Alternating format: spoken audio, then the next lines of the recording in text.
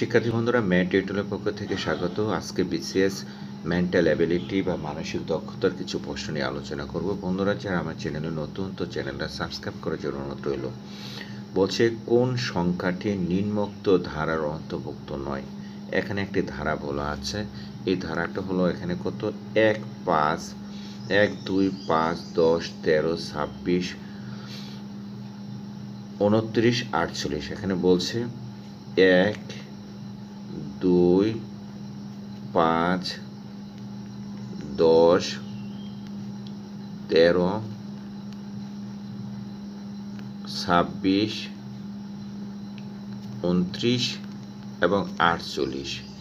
এই যে এখানে সংখ্যাগুলো বলা আছে, এটা একটি ধারা। এই ধারাটির মধ্যে এমন একটা সংখ্যা থাকবে যে সংখ্যাটায় ধারার ভিতরে অন্তর্ভুক্ত নয়, সেটা আমাদের বের করতে বলছি। শিক্ষার্থী বন্ধুরা, এই ধারাটিকে যদি আমরা খেয়াল করি তাহলে আমরা দেখব এখানে কত আছে, 1 আছে, এখানে 2 আছে, এখানে 5 আছে, এখানে 10, এখানে 13, এখানে 26, এখানে 29, এখানে 48। অর্থাৎ এখানে জোড় এবং বেজোড়ের কম্বিনেশন আছে। তাহলে আমরা একটু ধারাগুলোকে যদি সাজাই এভাবে, আমরা বেজোড়গুলোকে যদি সাজাই, 1 থেকে কত, 5, আবার 5 থেকে 13, এবং 13 থেকে আমাদের কত, 29। শিক্ষার্থী বন্ধুরা, এটা একটা ধারা। এখন এটাকে যদি আমরা জোড় হিসেবে সাজাই তাহলে কীভাবে সাজাবো? তাহলে আমরা দেখবো যে 2 থেকে কত, 5, 10, এবং 10 থেকে কত আমাদের এখানে 26, 26 থেকে কত এখানে 48। শিক্ষার্থী বন্ধুরা, তাহলে এখানে দুইটা ধারা পেলাম। কি পেলাম? 1 পেলাম, 5 পেলাম, 13 এবং 29 নিয়ে এইটা একটা ধারা, এটা হলো বেজোড় সংখ্যা ধারা। আর 2, 5 এবং 26, 48 এটা একটা জোড় সংখ্যার ধারা। এখন আমাদেরকে বলছে এই যে ধারাটা আছে এর ভিতরে এমন একটা সংখ্যা বের করতে হবে যেটা এই ধারার ভিতরে অন্তর্ভুক্ত নয়। শিক্ষার্থী বন্ধুরা, আমরা আগে কি করব? বেজোড় সংখ্যা নিয়ে কাজ করি। বেজোড় সংখ্যা আমাদের এখানে কি আছে? বেজোড় সংখ্যা, বেজোড় ধারাটা হলো 1 আছে, তারপর আছে কত, 5, এরপরে কত, 13, এরপরে আছে আমাদের কত, 29। আমরা খেয়াল করব এই ধারার ভিতরে এমন একটা সংখ্যা থাকবে যেটা এই ধারার ভিতরে অন্তর্ভুক্ত নয়। তাহলে আমরা কি করব? এটাকে একটু তৈরি করব, অর্থাৎ 1 থেকে 5-এর ভিতরে একটা সংখ্যা বানাবো, 5 থেকে 13-এর ভিতরে একটা সংখ্যা বানাবো, এবং 13 থেকে 29-এর ভিতরে একটা সংখ্যা বানাবো। শিক্ষার্থী বন্ধুরা, আমরা যদি এইভাবে একটু সাজাই, 1 থেকে 1-এর সাথে যদি আমরা কি করি, 2 গুণ করি, সাথে যদি আমরা 3 যোগ করি তাহলে কিন্তু একটা সংখ্যা পাবো। কত? 1 আর 2 যোগ গুণ করলে কত হয়? 2 হয়। 2 এর সাথে 3 যোগ করলে কত হয়? 5 হয়। অর্থাৎ আমরা 1 থেকে 5-এর যে ধারাটা, এটা একটা পার্ট আমরা পেলাম। এখন যদি এইটাকে আমরা ঠিক রাখি, এখানে যে আমরা 5 পেলাম, এই 5টাকে যদি আমরা এভাবে কি করি, এখানে 5টাকে যদি আমরা এই জায়গায় নিয়ে আসি, 5-এর সাথে ঠিক এই ধারাটাকে ক্রমান্বয়ে আগাই, 2, 5-এর সাথে আমরা কি করব? 2 দিয়ে কি করব? গুণ করব, সাথে 3 আবার যোগ করব। তাহলে কি হয়? 5 দুগুণে 10 হয়, 10-এর সাথে 3 যোগ করলে কত হয়? 13 হয়। শিক্ষার্থী বন্ধুরা, তাহলে কিন্তু আমরা এই যে বেজোড় সংখ্যার দ্বিতীয় ধারাটিও পেয়ে গেলাম, তৃতীয় অঙ্কটি পেয়ে গেলাম, তৃতীয়টি পেলাম, 1 পেলাম, 5 পেলাম এবং কত পেলাম? 13 পেলাম। তাহলে আমাদের কত পেলাম? 1 পাওয়া গেল, 5 পাওয়া গেল, এখন আমরা কত পেলাম? 13 পেলাম। এখন আমাদের 29 আসে কিনা সেটা দেখব। শিক্ষার্থী বন্ধুরা, এখন আমরা যেটা করব, এই যে 13টা পেলাম, এই 13টাকে আমরা কি করব? এখান থেকে নিয়ে আসব। এই 13-এর সাথে আমরা কি করলাম? 13কে আবার কি করব? 2 দিয়ে গুণ দিব, সাথে আমরা 3 যোগ করব। অর্থাৎ এই সিকোয়েন্সগুলো ঠিক রাখবো। কোনগুলো ঠিক রাখবো? এই 2, এখানে 2 এবং এখানে 2 এবং 3 এবং 3 এবং 3, এই সিকোয়েন্সটাকে ঠিক রাখবো। এটা যদি গুণ দিই, ধরো 13 দুগুণে কত? 26 হয়। 26-এর সাথে যদি 3 যোগ করি তাহলে আমাদের কত দাঁড়াবে? তাহলে আমাদের দাঁড়াবে কত? 29।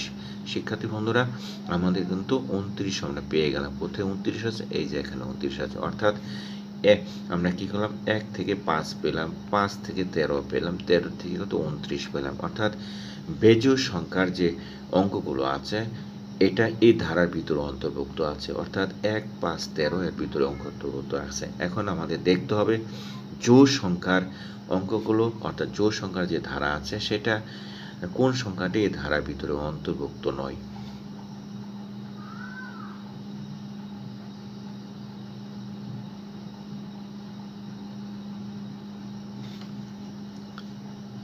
আমাদের এখানে জোড় সংখ্যা কি আছে? আর জোড় সংখ্যা আছে কি আছে? 2 আছে, তারপর কত আছে 10 আছে, এরপরে কত আছে 26, এরপরে কত আছে 48 আছে। শিক্ষার্থী বন্ধুরা আমাদের 2, 10, আমাদের এই যে 2, 10, 26 এবং 48, এখান থেকে দেখতে হবে এই সংখ্যাগুলোর ভিতরে কোন সংখ্যাটা, অর্থাৎ 2, 5, 10, 26 এবং 48 কোনটা অন্তর্ভুক্ত নয় সেটা আমরা বের করব। শিক্ষার্থী বন্ধুরা আমরা আরেকটা ধারার সমানে অঙ্কটা আগাই। কী করব আমরা, এখানে আমরা কি করি, এখানে আমরা কি করব, 2 এর সাথে আমরা কি করলাম, আমরা 10 বানাবো। 2 থেকে আমরা কি করব 10 বানাবো। 10 থেকে আমরা কি করব, 10 থেকে আমরা 26 বানাবো। 26 থেকে আমরা কত বানাবো, 48 বানাবো। দেখবো এখানে আমাদের 2 ঠিক আছে কিনা, 10 ঠিক আছে কিনা এবং 48 ঠিক আছে কিনা। শিক্ষার্থী বন্ধুরা এটাকে যদি আমরা সাজাই তাহলে আমরা কি নেব, 5 এর সাথে আমরা 5 না আমরা কি করলাম, এখানে 2 আছে, 2 এর সাথে একটা 2 গুণ করলাম, তার সাথে আমরা কি করব 6 যদি যোগ করি তাহলে আমাদের কত হয়, 2 দুগুণে 4, 4 দিনে কত হয় 2 দুগুণে 4 আর 6 যোগ করলে কত হয় 10 হয়। অর্থাৎ আমরা কি পেলাম, আমরা কিন্তু একটা সংখ্যা পেয়ে গেলাম। কি সংখ্যাটা পেলাম, এই যে 2 থেকে এই যে 2 ছিল, এই 2 থেকে আমরা কি পেলাম 10 পেয়ে গেলাম। শিক্ষার্থী বন্ধুরা এখন আমরা এই যে 10টা আছে, 10টাকে আমরা কি করে ব্যবহার করব, এই 10টাকে যদি ব্যবহার করি 10-এর সাথে আমরা কি করব, আগের সিকোয়েন্সের মতোই এই 2 এবং 6টাকে ঠিক রাখবো। তাহলে 2 গুণ যোগ 10 যোগ গুণ 2 যোগ 6 যদি গুণ দিয়ে কত হয় 20 হয়, 20-এর সাথে 6 যোগ করলে কত 26 হয়। শিক্ষার্থী বন্ধুরা আমাদের দেখতে হবে এখন 26 কোথাও আছে কিনা। আমরা এখানে কত পেলাম 26 পেলাম, তাহলে আমরা এখানে থেকে কি দেখব 2 থেকে কত 10 পেলাম, 10 থেকে আমরা এখানে 26 পেলাম, তার মানে আমরা এই 26 পেয়ে গেলাম। শিক্ষার্থী বন্ধুরা এখন আমাদের 29 এবং 48 মেলানোর কথা। আমরা এই 26 যেটা আছে সেটাকে আমরা নিয়ে যাব, কোথায় নিয়ে যাব, 26কে আমরা এখানে নিয়ে আসলাম। 26 তার সাথে আগে আমরা কি করব 2 এবং 6 গুণ করব, তাহলে 6 দেব, সাথে 2 গুণ করব, সাথে 6 গুণ করব, যোগ করব। শিক্ষার্থী বন্ধুরা 26 দুগুণে কত হয়, 26 দুগুণে হয় কত 6, 52, 52-এর সাথে যদি আমরা 6 যোগ করি তাহলে কত হবে 58 হবে, অর্থাৎ 58 হবে। শিক্ষার্থী বন্ধুরা আমরা এখন দেখব আমরা কত পেলাম, এখানে 58 পেলাম, কিন্তু আমাদের লাস্টে কত ছিল, আমাদের এখানে 2 থেকে কত ছিল 10 ছিল, এই 10 থেকে আমাদের কত ছিল 26 ছিল, 26 থেকে কত ছিল আমাদের 58 ছিল। শিক্ষার্থী বন্ধুরা 48 ছিল, 48 ছিল। এই 48-এর সাথে আমরা দেখব এখানে 58 মেলে কিনা, অর্থাৎ 58 হয় কিনা। না 58 হয় না, অর্থাৎ এখানে আমাদের 48 হবে না, এখানে কত হবে, এই ধারাটি অন্তর্ভুক্ত 48 নয়, এই ধারাটির অন্তর্ভুক্ত হবে কত 58, অর্থাৎ 58। এখানে আমরা যে ধারাটি পেলাম এই ধারাটি এখানে কত হবে, এখানে হবে 58 হবে। শিক্ষার্থী বন্ধুরা এইভাবে আমরা এই যে ধারার কোনটি অন্তর্ভুক্ত নয় সেটা আমরা বের করতে পারি। বন্ধুরা ভিডিওটা ভালো লাগলে অবশ্যই লাইক দিবেন এবং শেয়ার করবেন। শিক্ষার্থী বন্ধুরা পরের অঙ্কটা কিন্তু আরও একটি গুরুত্বপূর্ণ অঙ্ক। এই অঙ্কগুলো বিশেষ পরীক্ষায় আসে। বন্ধুরা এখানে বলছে যে 3 এবং 4-এর সমন্বয়ে আমাদের দেখতে হবে 25 হয় কিনা।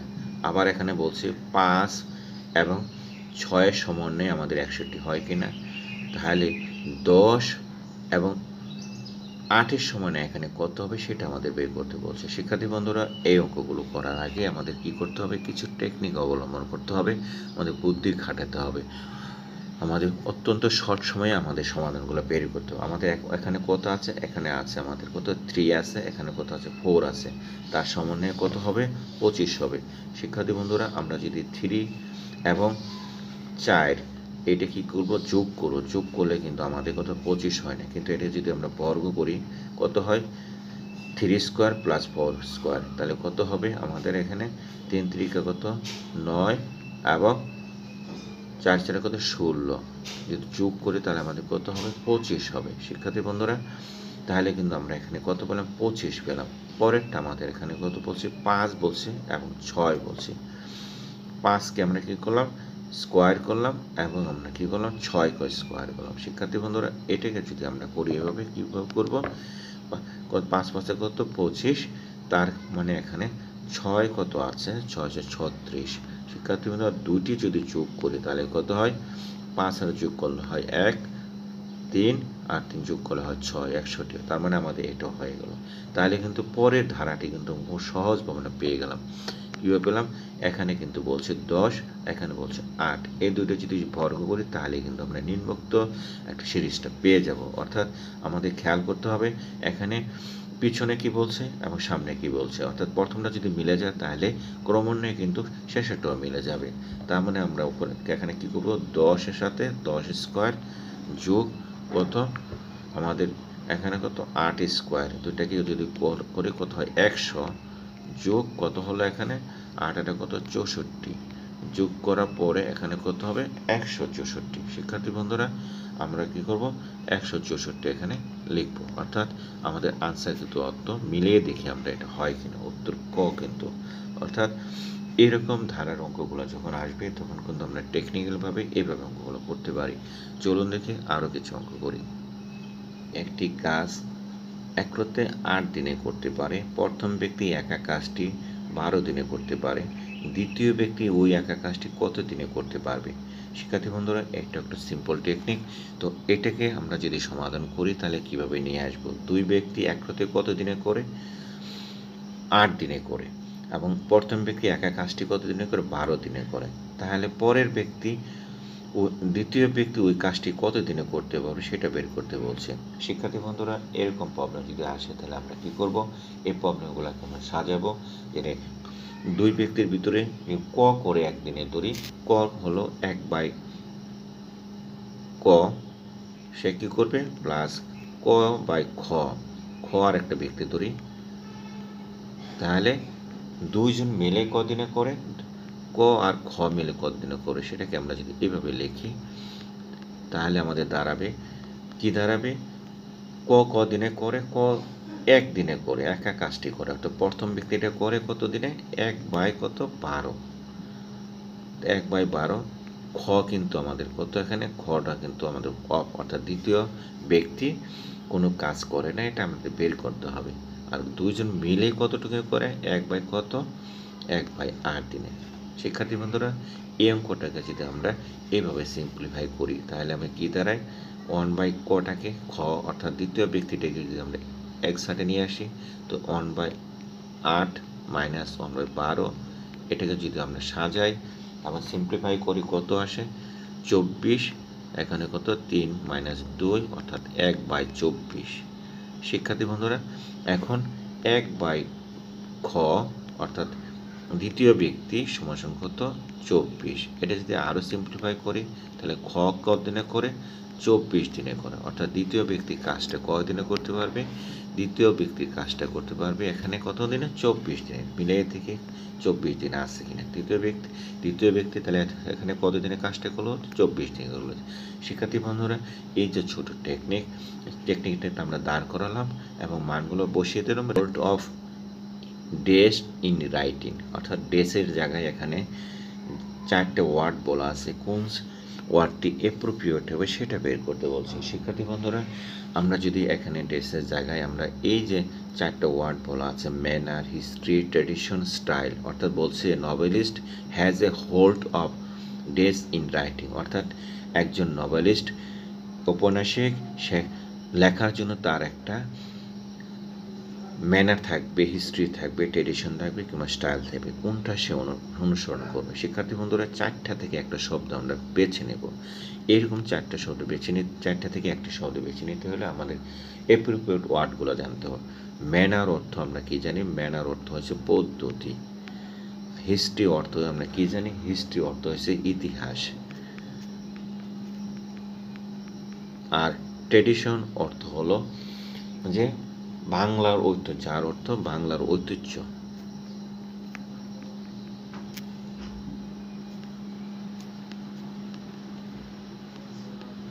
এবং স্টাইলের অর্থ হলো সহজাত প্রবৃত্তি।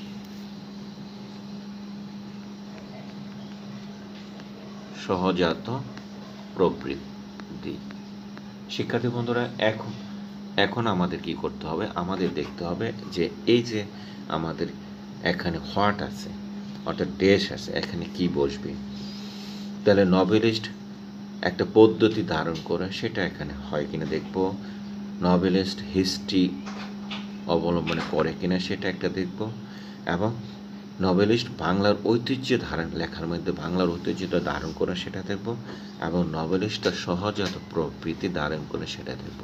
শিক্ষার্থী বন্ধুরা, এখন মনে হচ্ছে যে এই চারটার ভিতরে আমরা এই যে সহজাত প্রবৃত্তি, অর্থাৎ নভেলিস্টটার নিজের মন থেকে, নিজের ভিতর থেকে সে কী করতে সহজাতভাবে যে জিনিসটা আসে সেটাই সে লেখে। তার মানে আমরা এখানে স্টাইলটা লিখতে পারি, এখানে the novelist has the halt of style in writing. শিক্ষার্থী বন্ধুরা, এরকম প্রবলেমগুলো আসে, তো এগুলোকে আমরা এই সহজভাবে সলভ করতে পারি। শব্দটি আয়নায় দেখলে তার সঠিক রূপটি হবে কি হবে? এখানে ক হবে না গ হবে, খ হবে না গ হবে না গ হবে। অর্থাৎ আনফেয়ার শব্দটি যদি আমরা আয়নার উল্টো পাশ থেকে দেখি তাহলে এখানে কি দাঁড়াবে?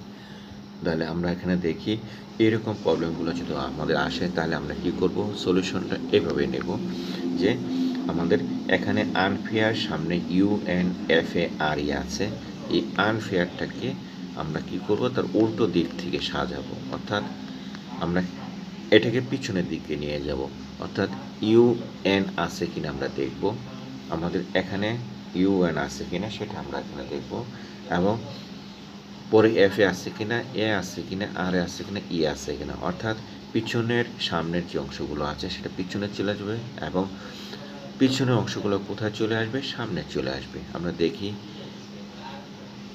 ই আর এ এফ মিলিয়ে দেখি, ই আর এ এফ এন ইউ, এটা একটা জিনিস, এবং এখানে মিলিয়ে দেখলেও সে একই রকম না, এটা মিলিয়ে দেখলেও একই রকম না, এবং এখানে মিলিয়ে দেখলেও একই রকম না। এখানে আছে কতে আছে ই আছে, এই যে ই আমরা পেলাম,